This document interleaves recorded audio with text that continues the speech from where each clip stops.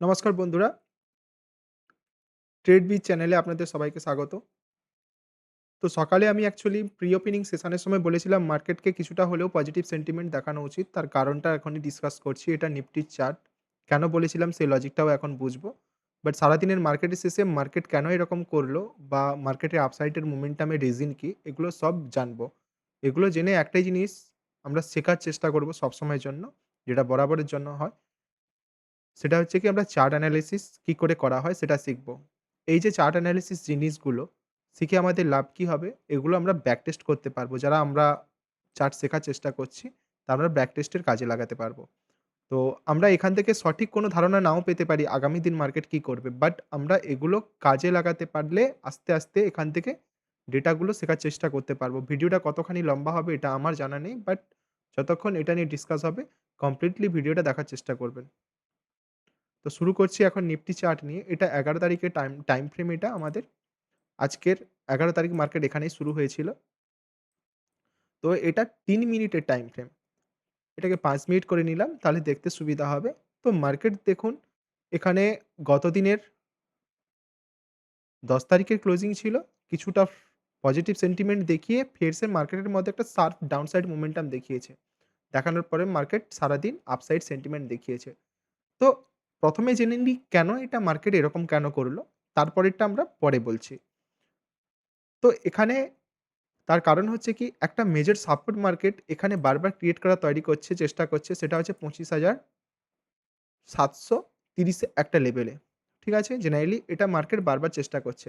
মার্কেটের মধ্যে ছোট্ট একটা যখন টাইম ফ্রেম আসছে তখন সেইটাকে ব্রেকআউট দেখানোর চেষ্টা করছে।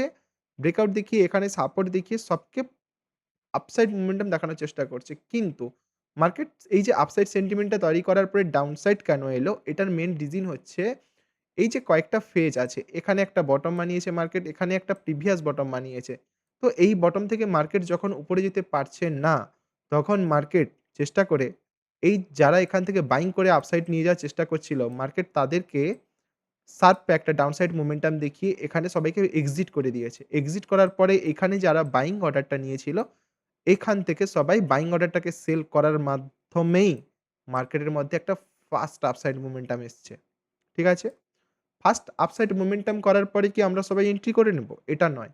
কেন করা হয় না? তার কারণ মার্কেটের মধ্যে একটা রিটেস্ট বা কোনো একটা লেভেলকে মার্কেট টেস্ট করবে। কারণ মার্কেটে যারা পজিশন বানাতে পারেনি তাদেরকে মার্কেট একবার সুযোগ দেবে। এই কথাগুলো আমি আগে বলেছি আমার যে চ্যানেলটা আছে রাইট ইনভেস্টমেন্ট।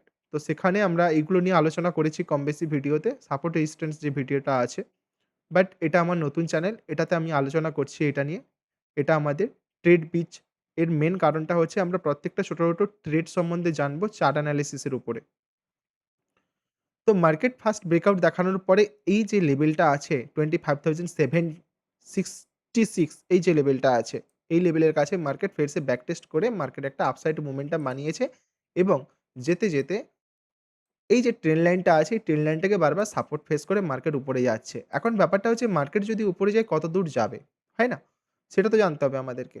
তার কারণ বলে দিচ্ছি এখানটায় পুরো এই ডেটাটা ভালো করে বুঝে নিন। যদি না হয় রিপিট করে ভিডিওটা এইখানে আরেকবার দেখবেন। সিম্পল জিনিস আছে। তো এটা সবকিছু যখন আমি রিমুভ করে দিলাম, দেখুন প্রত্যেকটা জিনিসের মার্কেটের মধ্যে একটা চান্স রাখে। মার্কেট সবসময় চেষ্টা করে যেই অর্ডারগুলো আছে ওই অর্ডারগুলোকে কন্টিনিউ করা এবং মার্কেট যখন ওই অর্ডারগুলো যেতে না পারে, তখন ওইগুলোকে ফেরসে এক্সিট করে নতুন ফ্রেশ পজিশন বানানোর চেষ্টা করে মার্কেট।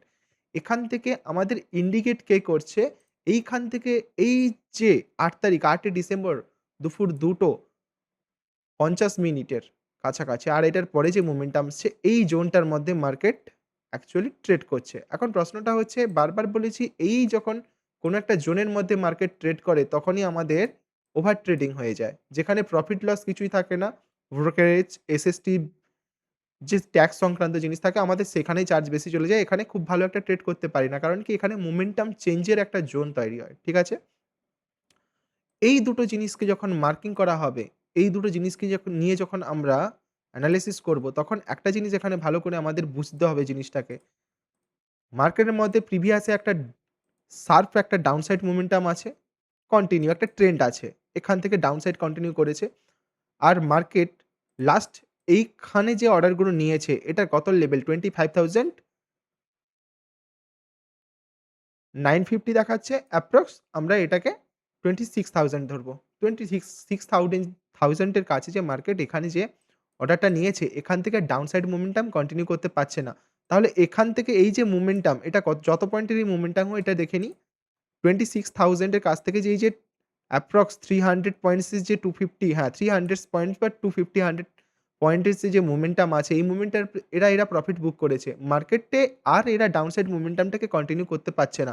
তাহলে মার্কেট যদি আমি এখান থেকে কোনো অ্যাঙ্গেলেই বলছি না মার্কেট কোন দিকে যাবে। বাট মার্কেটের এই লজিকটা বোঝা উচিত। তাহলে এইখানে এই যে 26,000 এর কাছে যারা অ্যাকচুয়ালি ডাউনসাইড মোমেন্টাম কন্টিনিউ করেছিল তাদের কাছে এতটাও অর্ডার ছিল না যে মার্কেটকে আর মোমেন্টাম করাবে। তার কারণে তারা এখানে প্রফিট বুক করেছে। তার কারণে মার্কেটের মধ্যে একটা ট্রেন্ড চেঞ্জের একটা সেন্টিমেন্ট তৈরি হয়েছে। কিন্তু মার্কেট আপসাইড যেতে পারছিল না। সবাইকে এখানে ট্র্যাপ করেছে, দিয়ে একটা আপসাইড মোমেন্টাম নিয়েছে। এখন মজার বিষয় হলো এই যে 26,000 এর আশেপাশে এসে যদি মার্কেট ফেরছে রিঅর্ডার তোলে, তাহলে মার্কেটের একটা ডাউনসাইড মোমেন্টাম দেখার চেষ্টা করতে পারে। না হলে মার্কেটে এখান থেকে এই যে আপার লেভেলটা আছে, এই লেভেল কাছ থেকে যারা আবার ডাউনসাইড মোমেন্টাম নিয়েছে তো সেখানে গিয়ে ফিরসে ট্রেন্ড চেঞ্জ করা শুরু করতে পারে। নো ডাউট কালকে আমার যেটা ভিউ আছে সেটা মার্কেট গ্যাপ আপ খুলবে কারণ গ্যাপ আপ খোলা উচিত। কারণ কি 26,000 এইখানে যে 100 পয়েন্টের যে মোমেন্টামের যে পজিশনটা থাকছে এটা অ্যাকচুয়ালি মার্কেট কাল পজিশন বানিয়ে খুলে দিবে এটাকে উপরে। তাহলে সেখানে আমরা গ্যাপ আপ সেন্টিমেন্টের একটা জিনিস দেখতে পাবো। কিন্তু আগে আমরা দেখব গ্যাপ আপ গ্যাপ ডাউন বলে কোনো সেন্টিমেন্ট হয় না।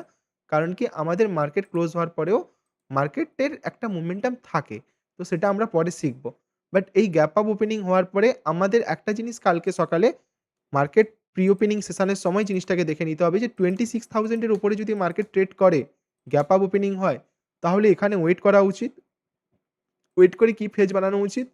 এখান থেকে কিছুটা যাওয়ার পরে মার্কেট ফেরসে রিটেস্ট করার পরে যদি আপসাইড মোমেন্টাম লাগায়, তখন আমরা পজিশন বানানোর চেষ্টা করব। আদারওয়াইজ নয়। আমি কোনো লেভেল দিচ্ছি না। লেভেল মার্কেটে চার্ট দেখে সবাই ডিসিশন করুন।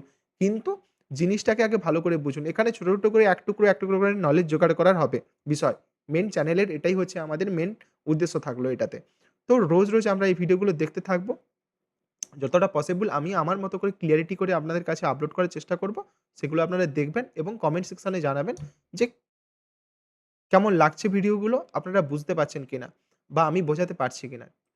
তো এখানে এরকম একটা সেন্টিমেন্ট তৈরি হবে। আমরা কখনোই এইখান থেকে ডিরেক্টলি 25,000 বা 26,000 এর কাছ থেকে আমরা কখনোই ডাউনসাইড মোমেন্টাম এ অ্যাক্টিভেশন নেব না। আমরা এখানে রিটেস্ট করার চেষ্টা করব। তার কারণ হচ্ছে কি এখানে একটা শার্প মোমেন্টাম আছে আর এখানে একটা শার্প মোমেন্টাম আছে। তো মার্কেট অ্যাকচুয়ালি কাকে টার্গেট করতে যাচ্ছে সেটা আমাদেরকে ভালো করে জানতে হবে। বাকি লং টাইম ফ্রেমে সাপোর্ট যদি আমরা কখনো দেখতে চাই বা দেখতে জানি তাহলে সেখানে বুঝবো যে মার্কেট এই যে একটা বড় একটা বেস লেভেল বানিয়েছিল মার্কেট এটাকে ব্রেকআউট করে উপরে যাবে। সবাই একটা বাইং সাইড সেন্টিমেন্ট এ আসবে। তারপরে মার্কেটের মধ্যে একটা চিন্তাধারার চেঞ্জ হবে। কিন্তু এটা আপসাইড এখন মোমেন্টাম লাগানোর চেষ্টা করছে মার্কেট। আর লং টাইম ফ্রেমে যদি দেখা হয়, তাহলে এখান থেকে একটা রিজেকশন মার্কেট ফেস করে মেজর একটা রিজেকশন এখানে আছে। তো হতে পারে এটা আপসাইড করে এখানে সবাইকে ট্র্যাপ করে এই ট্রেন্ড লাইন থেকে ব্রেকডাউন দেবে। আর আজকের চার্টে নিফটিতে আমি একটা কথা বলেছিলাম যে মার্কেটে রিটেস্ট করাটা খুব জরুরি। এই যে ট্রেন্ড লাইন এখান থেকে ব্রেক করে মার্কেট এখান থেকে মোমেন্টাম দিয়ে ফেরসে রিটেস্ট করেছে 25,850 র আশেপাশে টেস্ট করার পরে মার্কেট কিন্তু উপরে যাচ্ছে এখন। ঠিক আছে? তো আমি বারবার বলেছিলাম এই লেভেলটার কাছে যদি না হয় চ্যানেলে গিয়ে ভিডিওটা দেখবেন। ছোট ভিডিও আপলোড করা আছে লাইভ মার্কেটে। যে এইটা ব্রেকআউট করলে ডিরেক্টলি কেউ বাইং পজিশনে আসা যাবে না। তো এখানে একটা রিটেস্ট লাগবে। রিটেস্ট করার পরে মার্কেটের মধ্যে একটা আপসাইড মোমেন্টাম মার্কেট সেন্টিমেন্ট তৈরি করেছে।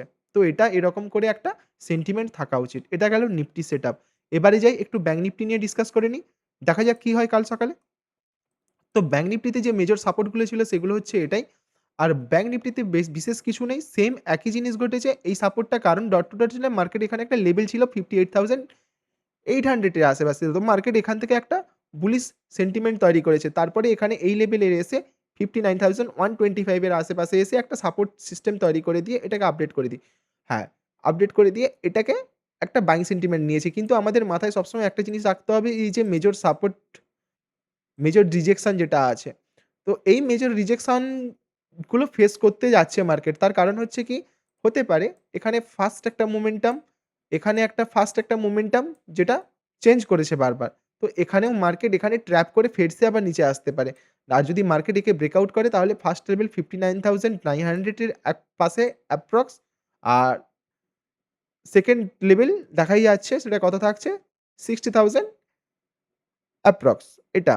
বাট আমি একটা কথা বলছি লেভেলের উপর ধ্যান দেওয়ার কোনো দরকার নেই। চার্টে যেভাবে আসবে মোমেন্টাম সেভাবে। লেভেল প্রোভাইড করছি না আমি কোনো। বাট এটা জাস্ট এডুকেশন পারপাস এর জন্যই এটা আমি বলছি। এগুলো আজ থেকে যদি আমরা দেখা শুরু করি আস্তে, আস্তে করে, তো এটা আমরা আস্তে, আস্তে করে বুঝতে পারবো পরে, পরে। তো জাস্ট নিফটির মতোই সেম টু সেম চার্ট কখনো ডিফারেন্স কিছু হয় না। চার্টের মধ্যে জাস্ট আমাদের অপেক্ষা করে সেন্টিমেন্ট ওয়াইজ চার্টে বাই করতে হয়।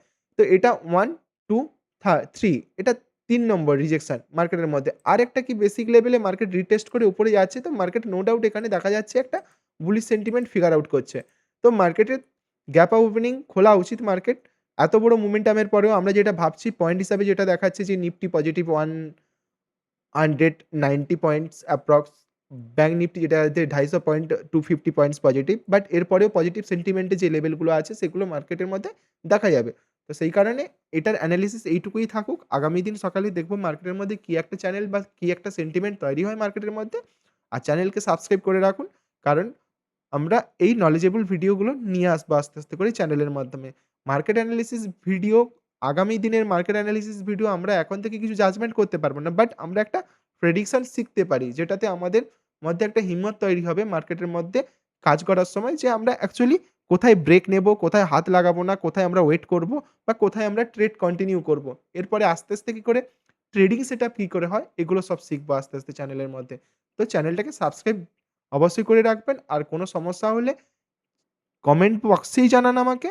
আর কিছু জানতে হলে কমেন্ট বক্সে জানান। আমি আপলোড করব ভিডিওগুলো আস্তে, আস্তে করে। ঠিক আছে? যুক্ত থাকুন আমাদের ট্রেডবিজ চ্যানেলের সাথে। দেখা হবে কালকের ভিডিওতে।